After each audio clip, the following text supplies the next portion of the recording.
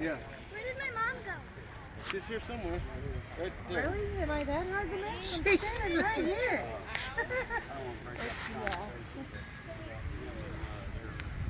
Yeah, we'll get their attention with one.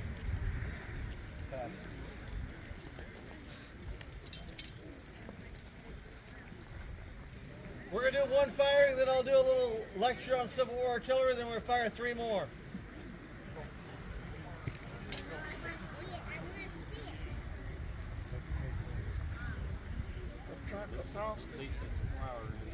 Is the flower end leaking? Oh, that was a good one. Ready?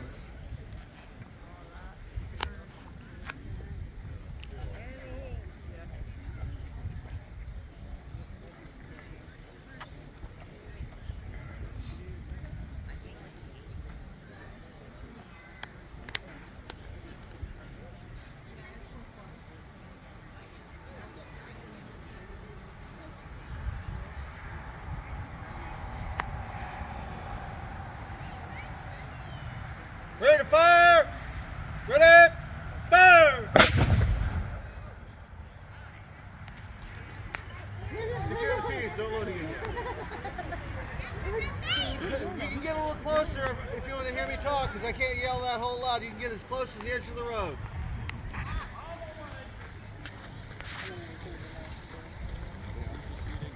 I got a big mouth, but I can't yell too loud all day.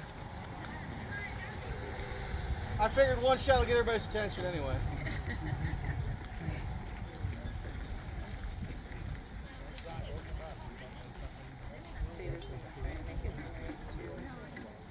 My name's Phil Davis. I'm a lieutenant in charge of 1st Section, Douglas's Texas Battery.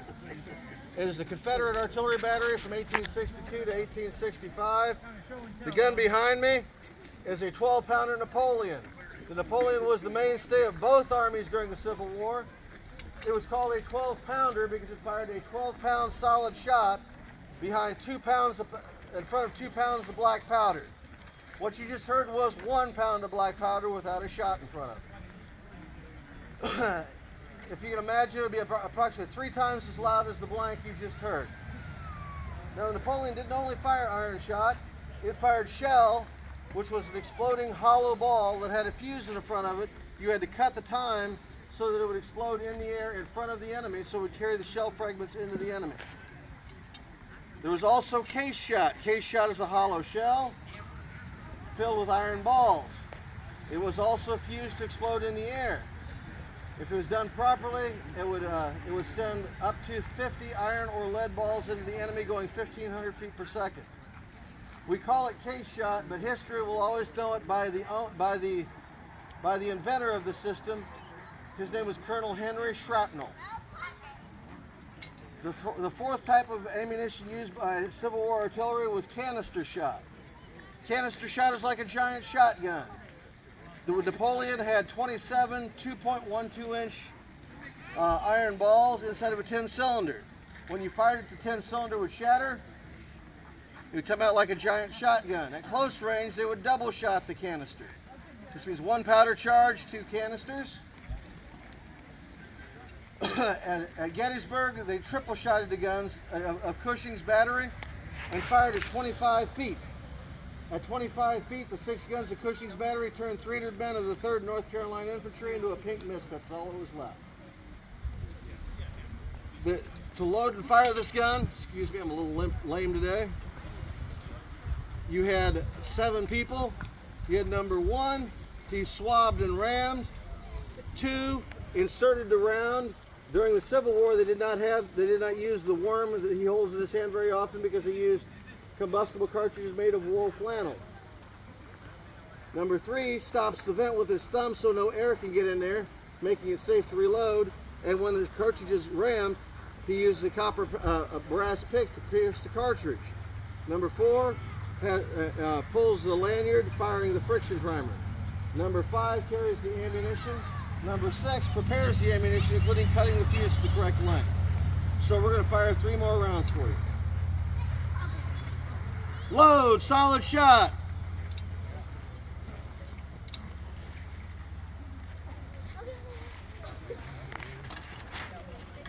Pass.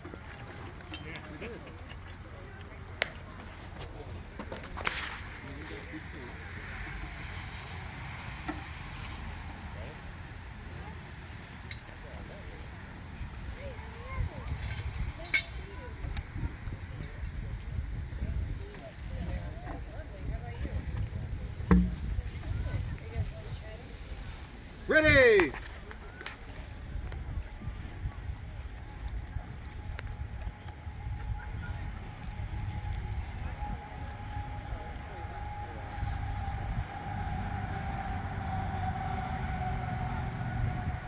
Ready to fire! Ready! Fire! Load, solid shot!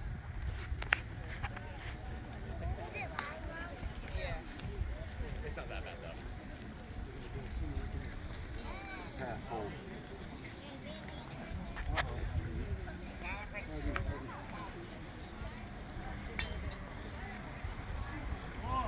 Like a boots, man. Are you guys playing the show?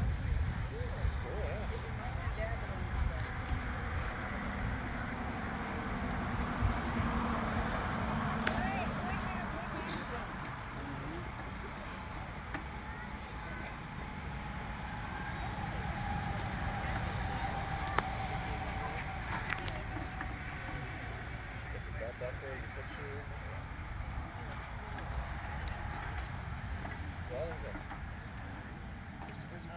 Oh, it's an old school, okay.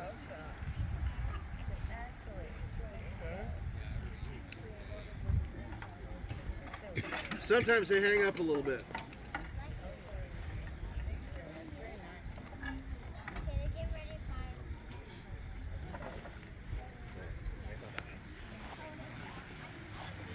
Keep in mind that boom is about 1/3 of what an actual war shot would have sounded like.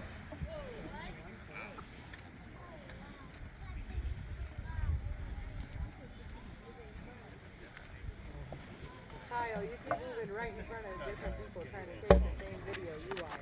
You just stepped in both in front of both of us. Sorry. I just keep moving. Ready?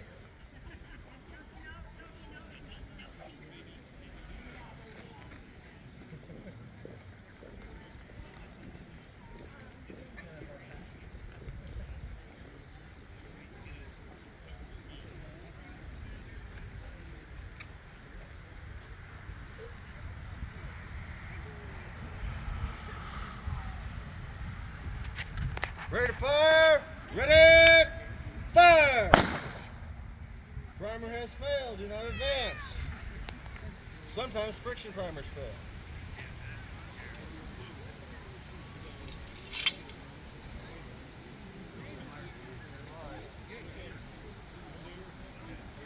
We're going to wait 3 minutes and we're going to re-pierce and reprime the cartridge. So it could still go off. It could.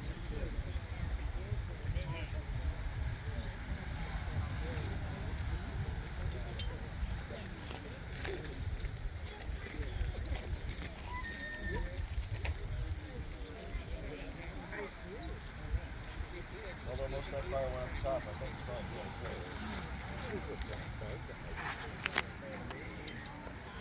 No, they're like little whacking, they're like little charging.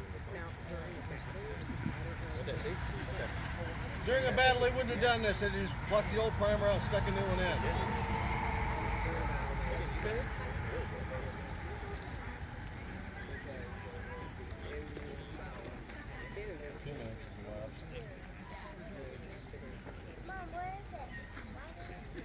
Because sometimes with all things, it gets chicken. And that's what it is. So we gotta wait 3 minutes because we get off again. And kids load it. It goes off.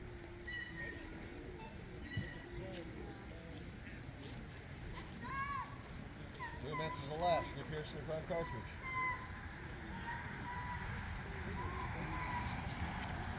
No, you gonna do it, you want me to do it? Reprime it. Yeah, let him do it because it's that problem. Stop.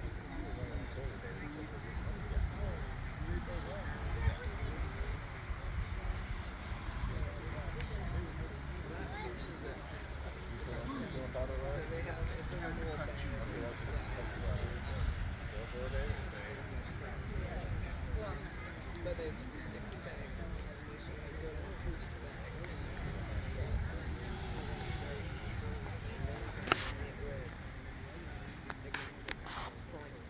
Ready to fire? Ready? Fire! Load, solid shot.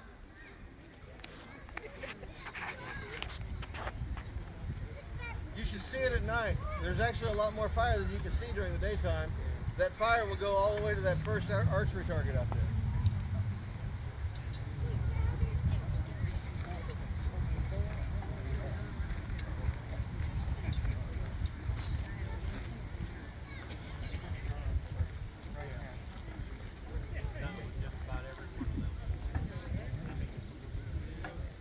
Yes, our local monk would like to make this one go boom.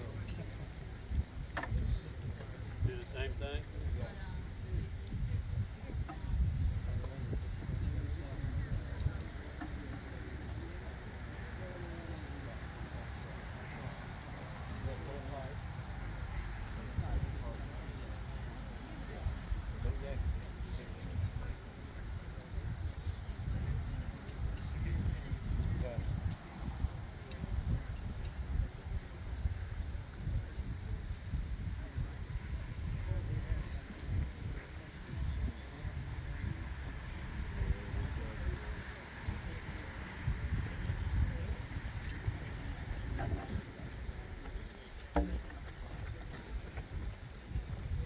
Matthew's going to fire the next one. He's been a member of our battery for over 10 years, but he has never fired this gun. Ready?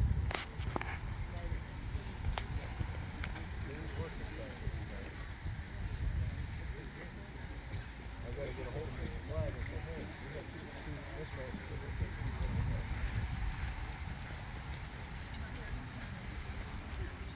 And those were fresh ones out of a sealed can this morning, weren't they?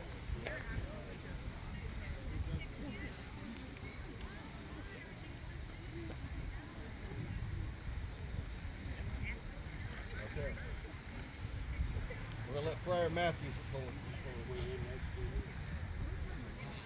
Pull it tight. Pull it tight. Ready? Fire! Cease firing. Secure the piece.